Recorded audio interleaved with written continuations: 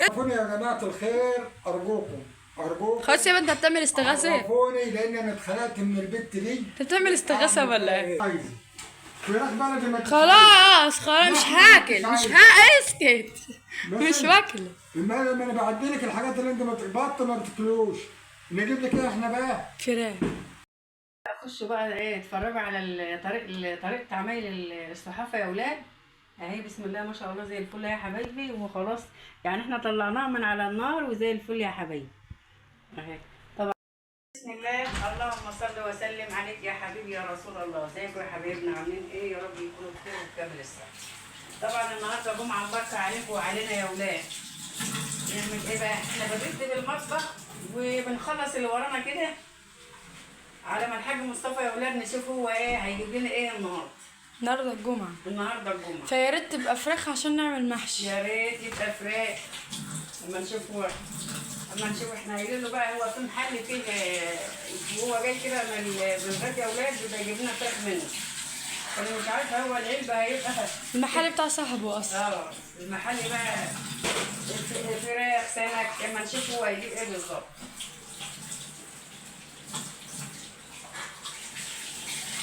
طبعا احنا بقى نشوف الاولاد على احنا لسه معانا البوتاجاز اللي لسه من غير غسيل. وبعد كده فكرته مغسول باين من ورا ان هو نضيف. هو نضيف بس هنعمله برضه، نعمله اي حاجه يا ولاد. صبحي كده على حبايبنا يا بنتي يا حبيبي. صباح الخير، صباح الفل، صباح الهنا، ازيكم عاملين ايه؟ يا رب تكونوا كويسين. طبعا احنا لسه صاحيين برضه، انا اللي لسه صاحيه. انت لسه صاحيه، انا صاحيه. عارفه انا بصحى من امتى؟ ايه؟ بصحى من امتى؟ كنت بذاكر امبارح وابويا مش مصدق يا جماعه، مفكر انني كنت قاعده. مين؟ ده احنا كالعاده محدش بيخبط علينا، بيدخل على طول، ما تدخل على طول. مين؟ نقفل الكاميرا، ما تفتح. شوف مين هو الباب اصلا بيتفتح لوحده. شوف مين. ابويا عامل لك مفاجاه باين، جايب الفراخ في الجركن. جبت لنا ايه؟ الفراخ طبعا. جايب لنا فراخ ولا ايه؟ ها؟ جايب لنا فراخ؟ انت جايبها صحيه؟ صحيه يا لا والله والنعم. اللي هو ايه يعني؟ شوفوا الجمعة عاملة إزاي؟ اعمل ياخد في الصيد. اللي هو ازاي يعني؟ برضو جايب فراخ؟ بقولك لا انا مش جايب فراخ. ما انت جايب النهارده الجمعه. النهارده الجمعه وانت يوم الجمعه دي لا سمك لا فراخ.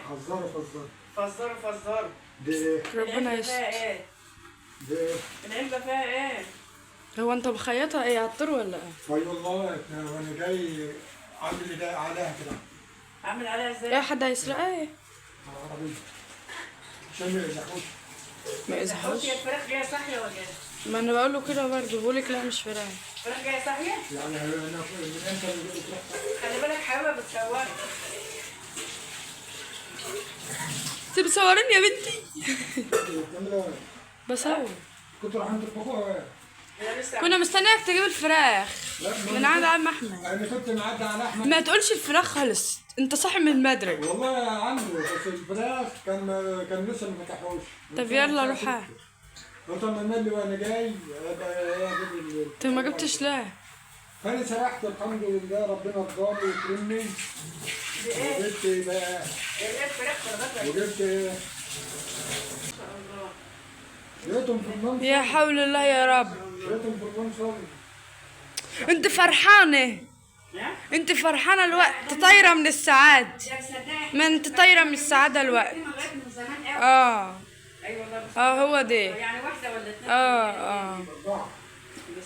أربعة. لقيتهم شاطين على فكرة أنا دي كده أكل حرام. حرام ليه؟ ايه الحرام؟ ايه اللي حرام؟ عشان أنت لاقيه. ليه؟ افرض بتاع ناس. هو ناس مين اللي عمل؟ تعرف ده بياكل من المصرف. دي من الترعة بتاعتنا. ما هو بياكل من الترعة طين وجيافة. ولقيتهم شاطين بقى ايه؟ دولت عايشين في المية، يعني ما بياكلوش حاجة وحشة. جايفين برضه. لقيتهم لا شاطين. المية حلوة عندنا. لقيتهم شاطين في المنصب اللي بيننا وبين عمر. صاحبي. قمت انا ايه مجالي سالك. أظن شكلهم خرافة، كان نفسي أبقى أحضر الموقف ده يا ولاد. كنت بقول فين التليفون وفين الكاميرا. مسكتهم بقى وانت حطيتهم في الشكاره. كنت بتعمل زي البولتي؟ ولا الوقت بقى ايه؟ كنت بتعمل رايحة على الفراخ. حق الفراخ. ماليش فيه تروح تجيب لي فرخ. الايام جايه. انا ما باكلش من ده. ها؟ شوف والله. تكفير يا جماعه وربنا تكفير، انا واختار واحده مظلومه في البيت ده. بسم الله. الثانيه. يا سعدي هو عامل كده لا؟ اعملها ايه؟ انا عايزه اعمل اطلعها كده. لا بصي يا ست اشتغلي هيطير الوقت ده. وانا حطيتهم في الشكاره وانا حطيتهم في البيت. واحده بدايه من دول نفسي اكل بطروخ يا ولاد. بسم الله ما شاء الله. ما هي بتبقى معروفه الندايه من الذكر. بسم الله ما شاء انت الله. مبسوطه يا حلاوه يا ولاد. اللهم صل على النبي. يا ستي ما تطلعهمش بقى يطيروا فوقنا. طبعا بقى يا حبايبي احنا هنمسكهم بقى ايه؟ دي طبعا اول مره من يوم ما فتحنا القناه وصور معاكم الحاجه دي. طبعا يا حبايبي بقى احنا هنمسك الايه؟ ويا ريت تكون اخر مره على القناه ان احنا نصورها. الشنبات ديت والعرميات. انت سمك ما انتش عايزه. فراخ بلدي ما انتش خلاص مش هاكل اسكت مش واكله. لما انا بعدي لك الحاجات اللي انت بط ما بتاكلوش. نجيب لك ايه احنا بقى؟ فراخ. فراخ ايه؟ روح هات لي فرخه بدك. البلدي حتى لو لا. البلدي مش هتاكلها. انت زهقتنا يا شيخ. شوف هتعملي فيهم ايه؟ هنغسل البوتاجاز ونعمل ندور العمل يا ولاد. دي طبعا ده يا حبايبي اول مره في حياتنا نصور معاكم ايه؟ ويا ريت تكون اخر مره. اما ما اشتروش. يا رب يكون اخر مره تلاقوا فيها حاجه. يا رب ياخدك. ده انت خليتها حتى ممكن يبقى يقول للمشاهدين كلمه حلوه عقلت الواحد. لا والله عقلت الواحد. هنجيب لها ايه تاكل؟ امال انت بتاكل الفسيخ ازاي؟ عادي وبتاكل السردين عشان هو حادق وانا وبتاكل الرنجة ازاي؟ وانا بيبقى ضغط واطي فبحب اعليه. هو مش الفسيخ ده سمك؟ ما انا بعلي الرنجة ضغطي. مش سمك. ما بيعلي السردين ضغطي اللي متحرق ده مش سمك. عشان ضغطي دايما واطي التونة ما هي فبيعلي. سمك. خلاص يابا فاهم. لا عشان انا ببقى اتفق عني بقى. فعلا انت بتاكل الفسيخ. انا هو كريم الفسيخ باكل ما هو سمك. سام. كمان ده انا من الشري دي ربنا رزق. هات لي فسيخ. الفسيخ ايه الفسيخ؟ طب ما انت ما بتاكلهوش ما بتاكليش الفسيخ. لا بقى. لا هي ما بتاكلش الفسيخ. يوم ما كنا رايحين نجيبه من عندها بالعربي قالت لي لا ما تجيبيش. لا انا بصي انا اكلته عند جماعه. ما دقتش في حلاوته ولا طعمه. عمري ما نسيت. ودوني عند الجماعه دول. عمري ما نسيت. احنا كنا رايحين اصلا يا ولاد كنا عند جماعه الجماعة دول بصراحه عزمونا العزومه دي الجميله دي. طب ودينا بكره احنا فاضي. فالاكله دي جميله. ما هنروح. عند جماعه. وابقى عارفك مش في لسه البلد فاكره. هنا، مش في البلد لا. خلاص هنروح بكره. ما هوش في البلد اصلا. هنروح عنده. انتوا كنتوا رايحين عشان مشوار يعني؟ بابا ما تعلوش النار. العين ده هي بتحرق البتاع الحيطان بتاع البوتاجاز. هنخلص فراخ بلدي. لا سوقت من الكعبه. وهنخلص عليهم. نخلص عليهم. نرجع لكم تاني. نخلص عليهم ازاي؟ عشان ما نقولش الكلمه التانية. بط ايه القرف عشان دي؟ هتجيب حقوق. لا ما احنا مش هننضف الحلو بتاع السمك يا ولاد. أنا مش عارف أجيب أكل. يلا روح هات لي فرخ. مش على الاندومي الجاي. لا هات لي فرخ انا ما بقولكش مش عايزه اندومي. وهم بيعبوه ولابسين الترمبات وملبسوا كلها في يا عم البتاع مش ديد مش عايز مش ديد. يا سلام. دي شعير. دي شعير يا عم طب قول كلمه حلوه للمتابعين. انا عايز كنت زبوهم ايه؟ تنسى الواحد يقول اللي عاوز يفطر. احلى فطار احلى فطار. بقى اقول له لا مش عايزك خليك امشي. حد تاني ياخدك علشان بنت ما بتاكلش الحاجات. يا عم سلم على الناس وقول لهم جمعه مباركه عليكم وعلينا يا ولاد. اقول لي ايه حتى جمعه مباركه عليكم وعلينا. كل سنه وانتم طيبين يا حبايبي. معلش عشان هي الحاج مصطفى بتخنقني بجد والله بتخنقني. سمك مش عايزه. فراخ بلدي ما بتاكلوش. بط ما بتاكلوش. لحمه قطعيه ما بتاكلهاش. عاوزه تعيش عليا اندومي. اندومي جايب. قلت مش واكله اندومي وروح هات فرخه. اللي بياكلوا الناس بتبقى ريحتها وحشه. روح هات فرخه وهقسمها لا والله 4/4. انا قلت هجيب الحاجه اللي انت بتاكلها. عادي هروح لعمه واقول له ابويا بيقول لك هات فرخه. وماله. ولا هيقول اي حاجه ولا هيقول الهوا. هو انا قبل اقول له يعني انت كده يا حبايبي يا حبيبي حبايبي اللي هيجوزك انتوا رايحين؟ لسه بدري. عشان اسلم على الحبايب بقى. حبايبنا كل سنه وانتم طيبين، وربنا يوري عليكم الايام بخير ويجعله يوم كريم علينا وعليكم. طبعا النهارده جمعه مباركه علينا وعليكم وعلى الامه الاسلاميه والعربيه باليمن والخير والبركات. حبايبي واخواتي يا احلى متابعين واحلى مشاهدين في العالم كله، ماذا تفعلون اذا كنتم مكاني؟ ادوني رايكم اعمل ايه؟ بيجيبوا لعيالهم اكل تاني اللي هم بيحبوه. هو لا هو مش يعني مش كل طلب هنلبيه. عرفونا يا حبايبي. هات لي فرخه. مش جايب لا مش فراخ. جايبين فراخ. عادي هعمل عارف هعمل ايه؟ الفراخ البيضاء بتتهرم. ماشي. عارف انا هاكل ايه؟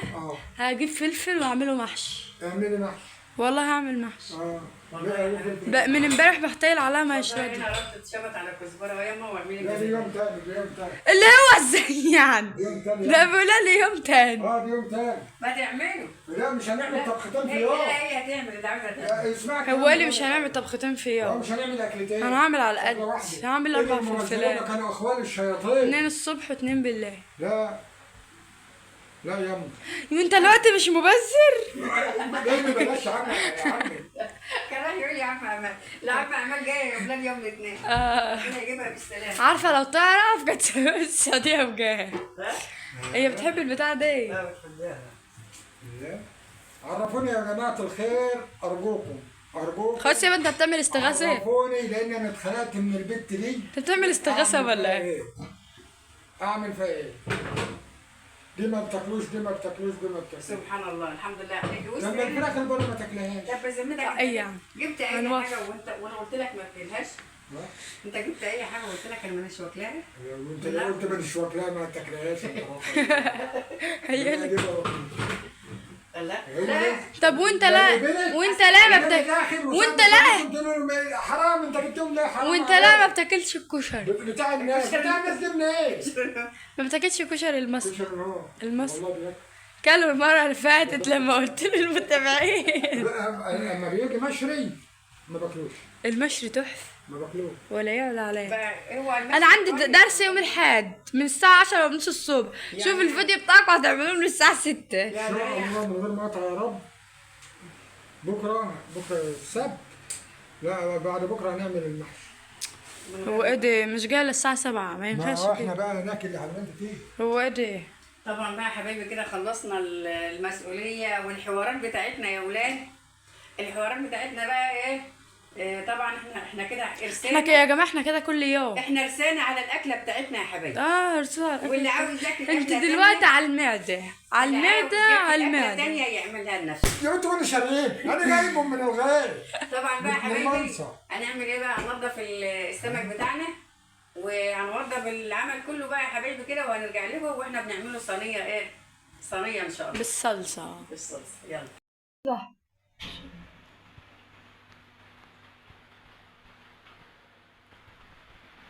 3 ما طلعوش 4. 3 يا ست انا عارف ان هم 3. انت سايبهم هيقلبوا المطبخ. لا مش هيتحركوا. احنا ايه خلاص نضفنا القراميط بتاعتنا. في ناس بيقولوا ايه يعني هي لها اسمين. في ناس بيقولوا قراميط وفي ناس بيقولوا زلافيط.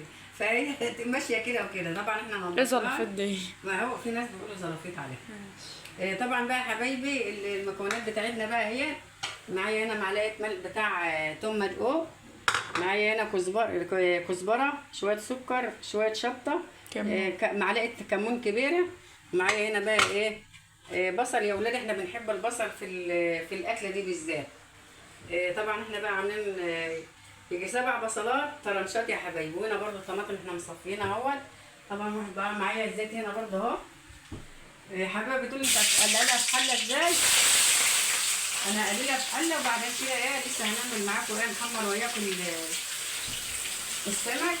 وطبعا احنا يا ولاد احنا غسلناه بقى غسيل وبدقيق وبعد ما نضفناه يعني غسلناه بدقيق وليمون ووضبناه اخر توضيبه يا حبايبي زي اي سمك بتنضفيه راح تقليه يعني. طبعا احنا عشان احنا الجو حر يا حبايبي هنصفر البصله بس مش محمرينها قوي. مش ما بنحمرش البصله لكن رايحين نعمل صينيه بطاطس يا ولاد. بس هي صينيه سمك مش صينيه بطاطس. طبعا احنا حطيت المعلقه بصله كتير. البصل اكتر من الصلصه. لا بيخيس الوقت. هنحط البهارات بتاعتنا يا ولاد، وبعد كده بقى ايه هنحط السمك نعمله في الدقيق. انا ممكن ببقى اقليه من غير دقيق يا حبايبي، يعني ممكن اقلي اللي هي بتاع الصحافه دي تقليها من غير دقيق. كنا طول عمرنا بنعملها كده، بس عشان ممكن في ناس تقول لك ايه تخاف تلزق منها في الصينيه، بتبقى عاوزه بس صينيه من اللي هي تفال تفال. بتلزقش فيها. ايه تفال دي؟ اللي هي زي اللي عندنا ده. تفال. اي حاجه. تفال. تفال. طلعت لها اسم جديد. هنحط بقى شويه ملح يا ولاد كمان. من الملح يا ولاد. حلوه تفال دي بتدلعك. احط لها لورا كمان.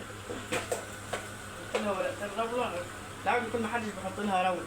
لولا انت ما شاء الله الحروف عندك ضايعه. الحروف باظت.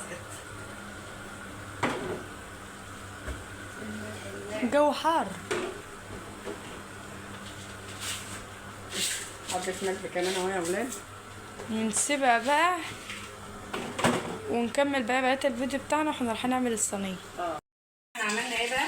حطينا القراميط بتاعتنا اهي، عملناها في دقيق، وبرده ايه يعني مش في دقيق نغرقها دقيق، لا احنا عاملاها اهو زي الفل اهو يا حبايبي. وهنا حمرنا ده اهوت.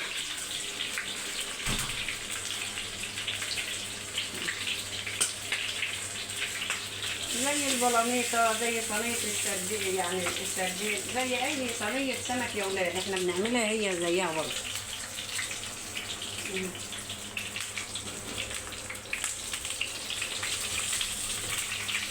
هنقلي بقى كل الكمية اللي معانا ونجيلكم تاني وريلهم انتوا بتحطيها بقى.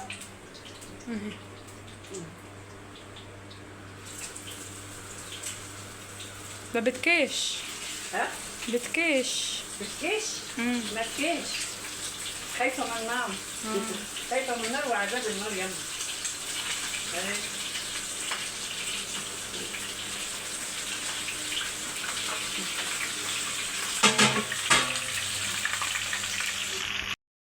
احنا عملنا ايه بقى؟ حطينا البصل بتاعنا تحت التسبيكه بتاعتنا اهي، حطيناها وبعدين رصينا بقى السمك بتاعنا اهوت.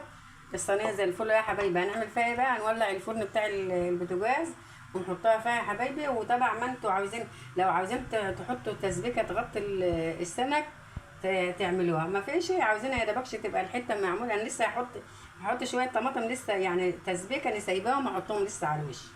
بس انا حبيت اوريلكم الطريقه بتاعتها يا حبايبي، سهله وبسيطه كده بقى. وحطوا لايكات للفيديو يا حبايبي.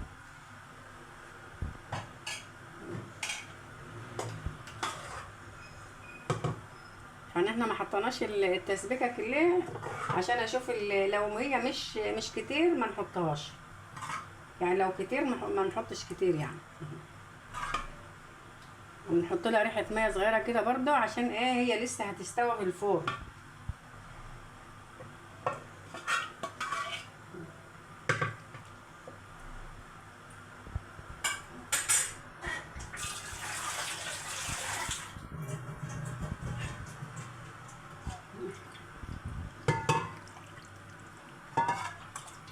طبعا ما الرغبه يا حبايبي تحطوا، عاوزين تزودوا لها التسبيكه بتاعتها تزودوها بميه شويه، نخليها يا دبخش نغطي بقى شويه الميه بالتسبيكه وخلاص.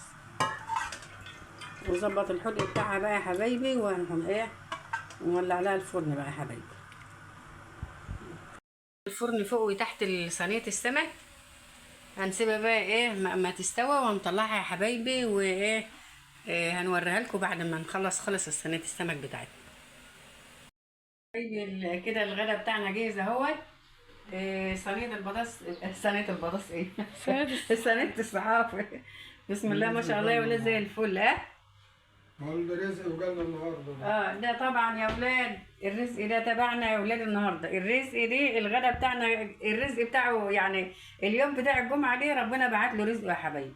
طبعا بقى الرز بتاعنا اهو يا حبايبي اهو.